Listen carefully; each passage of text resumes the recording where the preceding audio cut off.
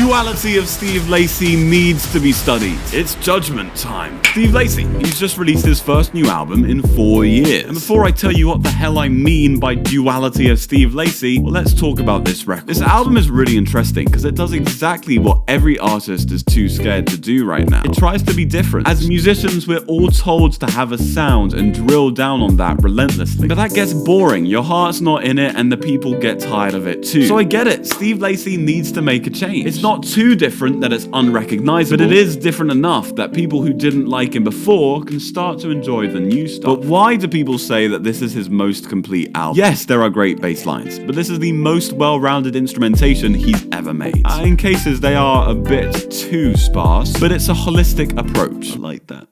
Holistic. But actually, more importantly than anything, this album has passion. So much music now just sounds like it's made for TikTok or because they have to make a song. No, music is an art form. It's beautiful. It's literally the universal form of expression. And I don't care. If there were aliens, the only thing about humans they could understand is music. Despite the fact that we've somehow corporate sloppified the most beautiful art, Steve Lacy is making it out of passion. And that's got to give him points. And he's gonna need them, because there are definitely some flaws to this album. Remember when I said that the duality of Steve Lacy was explored on this record? Let me explain. His last album, Gemini Rights, was super consistent. A 7 out of 10 record where basically every song was as good as the last. Except for Mercury, which is by far the best song of his career. This one is different though. It's got more high highs than he's ever done, but it's also got some lows. The biggest thing about Steve Lacy on this record is the difference between the instrumentals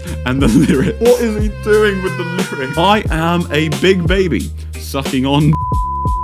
It's been a while since I've had the be stuck in my teeth. My getting again, thinking about you and me holding hands. Why?